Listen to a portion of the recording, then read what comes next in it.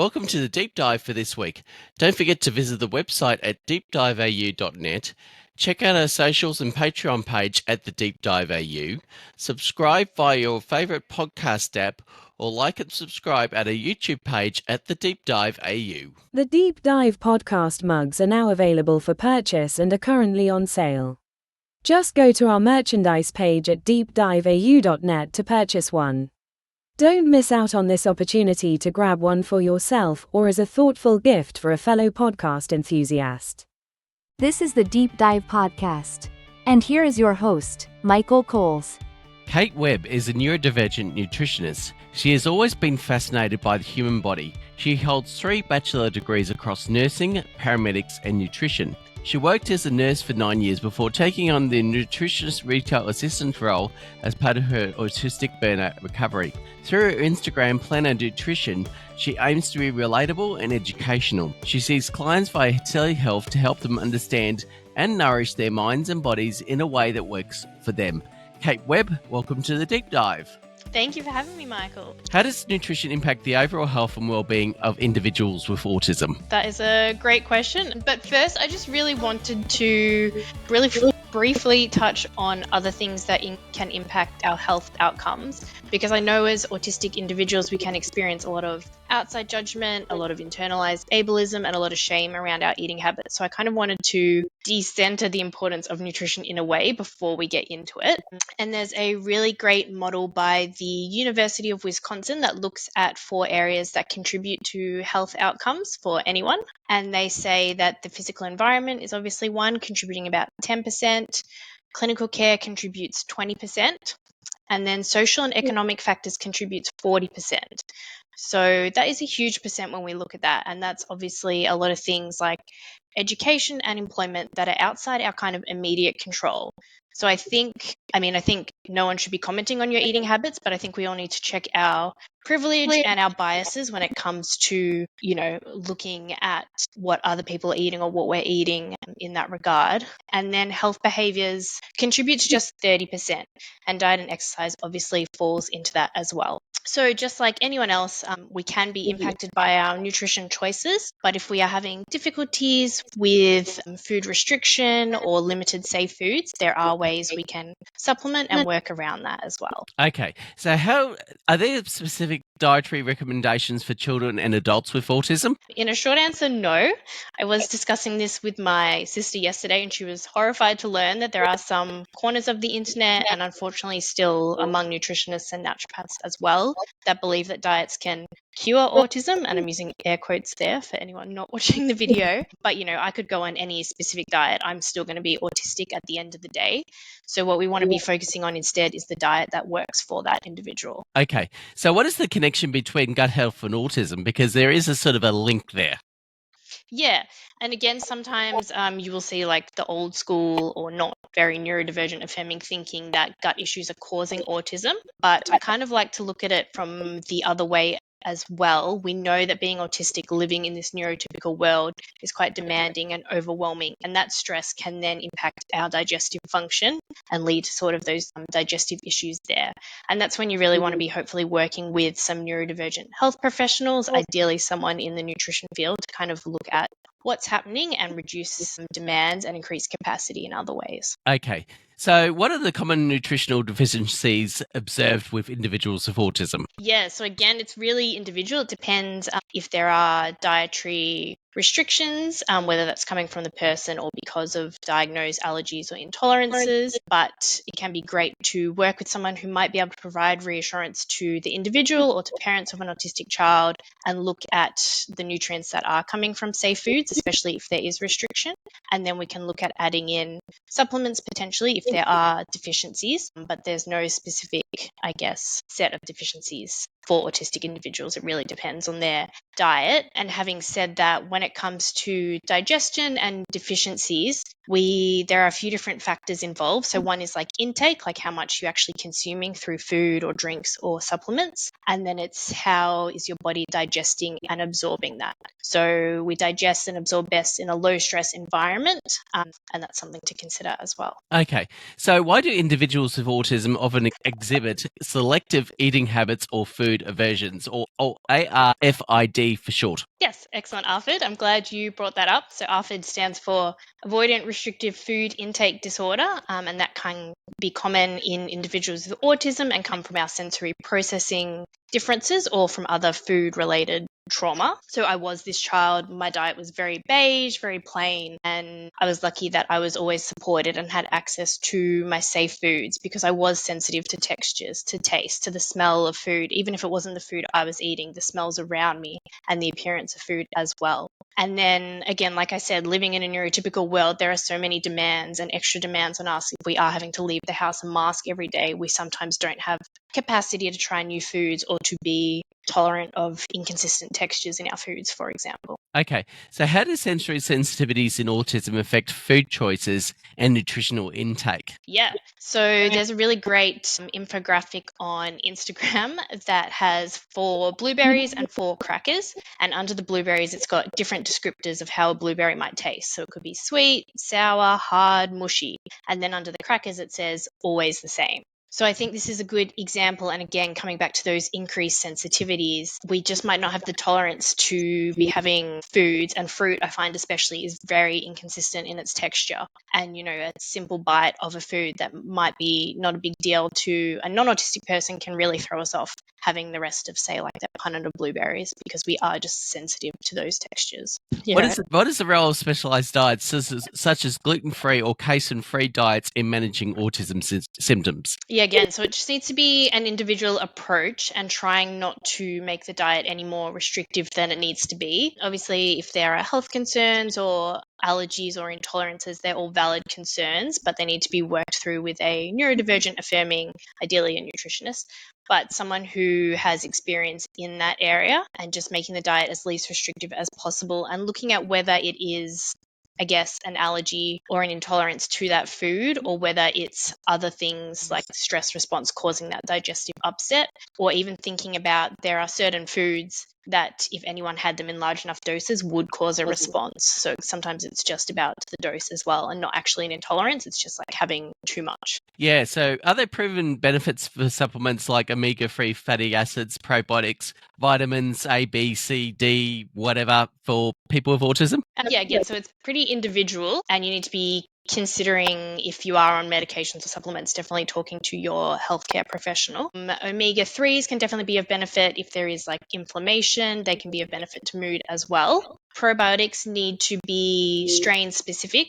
So there's not probiotics per se for individuals with autism, but there might be probiotics to help with some of our concerns, whether that is constipation, diarrhea, digestive upset, or like sleep and mood concerns. There are some really proven probiotic strains in that area. And then vitamins as well. I take a range of vitamins just because I know sometimes my diet is restrictive and I'm not getting them in, or because I'm stressed due to masking or just having to go out into the world, I'm burning through those vitamins faster and have a high intake as well.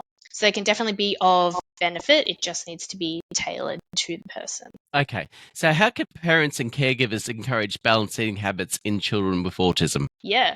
So I think coming back to what I said at the start is also just remembering that nutrition is such a small part of the overall picture. And we want to make sure that we're not coercing people into eating things. I know that as a child, even though I was high masking, I wasn't diagnosed until I was 31.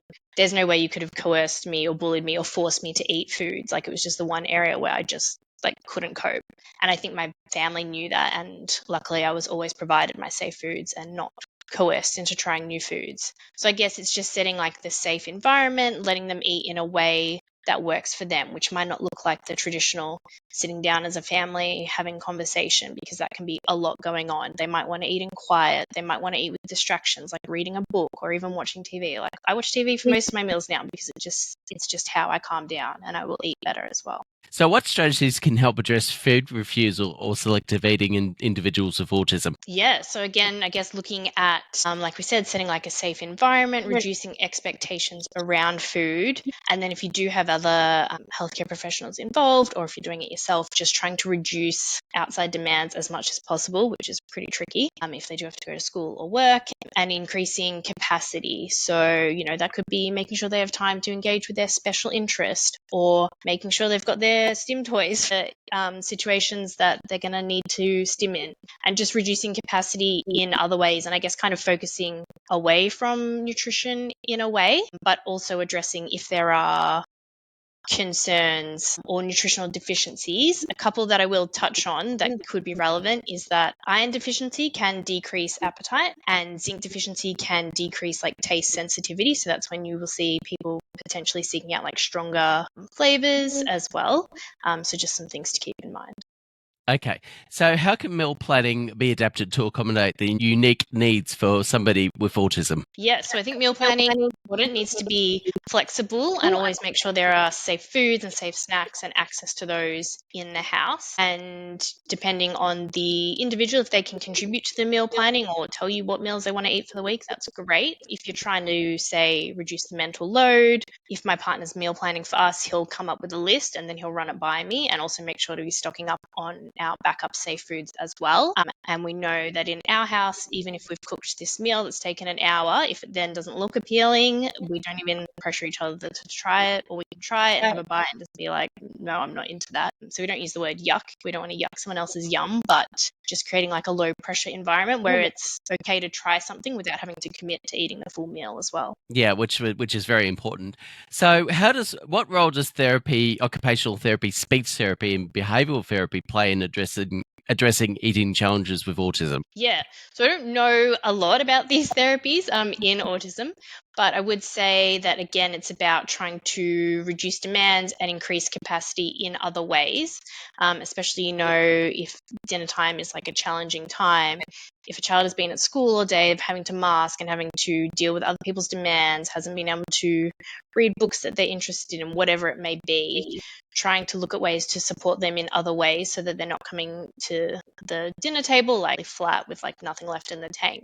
Because sometimes like the overstimulation or being tired like would just ruin the appetite completely anyway. Like I know if I'm tired, sometimes I prefer to just go to bed than even eat dinner.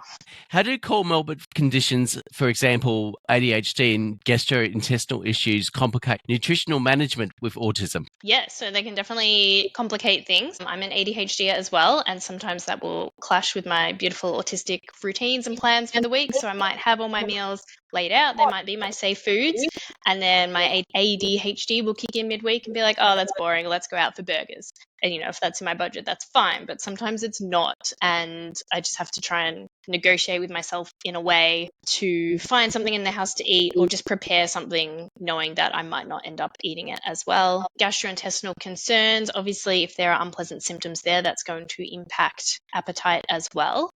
And something that I haven't mentioned, but that is important to consider with autistic folk, is that we can have interoception issues. So interoception refers to like being able to assess and recognize those internal body cues, whether that's like hunger, thirst, needing to urinate. And often we can struggle to recognize those cues, and our hunger might present in different ways. So we might not think we're hungry until we start eating, or we might not recognize our hunger until we're getting like really irritated, or there's like a meltdown coming on. So it's just important to recognize that we don't necessarily have the same hunger cues as everyone else as well. What are the challenges of ensuring proper nutrition for individuals with autism in the school or community setting? Yeah, so this can be really tricky as well, and one that I've struggled with myself from preschool even to now. I started a new job this year, and I was taking instead of taking like a meal, I would take like a bar and like a yogurt, which was fine, just because I didn't know how it would go eating in a new environment, because it can be a lot of pressure. Like I said, there's masking, which is exhausting, and schools again just can be a tiring and overstimulating environment. So it's important to keep in mind that, if a child is eating before and after school, they can still be getting in nutrition that way as well. And then it's just about providing something that they're going to eat at school, and trying to encourage, I guess, body autonomy as well as possible. I know schools I don't really know what schools are like these days, but I have a friend who's about to put her child in childcare, and they said even from 1 to 2 years old, they don't use high chairs because they don't want the children to feel trapped. They can get up, they can walk around, and they even put all the food out and the children serve themselves. And I just thought that was like really neurodivergent affirming, really, and really respecting like the child's autonomy and supporting them to eat in a way that works for them. How can healthcare professionals better support families dealing with autism-related nutritional concerns? Yeah. So I think if you are a healthcare professional, you do have that duty of care. You want to be neurodivergent affirming and ideally referring on to people who specialize in the nutrition space, like a nutritionist. And if that's not an option for that family or that budget, then you need to be upskilling yourself or having resources available that you can send people to. So one Instagram account I will shout out is Whole Body Nutrition, which is run by my friend Margot, who's been just such a help in my personal and professional journey the last couple of years. And she has a lot of free resources on there, including some really useful scripts if people are commenting on you or your child's eating and ways to kind of set boundaries around that. So I think as a health professional, you can screen for nutrient deficiencies if that's within your scope of practice, like a GP can do some tests for some of the common ones, and then just building capacity in other ways and maybe shifting the focus away from eating so that that child isn't internalizing that pressure as well. Okay. And one final question we like to ask all the guests here on the Deep Dive podcast. If there is one bit of advice in 30 seconds or less that you would love to give, what would that be? Just remember that you are doing your best and eating something is better than eating nothing, and no one should be commenting on your food or coercing you to try things. They need to respect your body autonomy. And on that note, Kate Webb, thank you for joining us on the Deep Dive podcast today. That's all right. Thank you for having me. Check out Kate Webb's Instagram at @plenanutrition_Kate.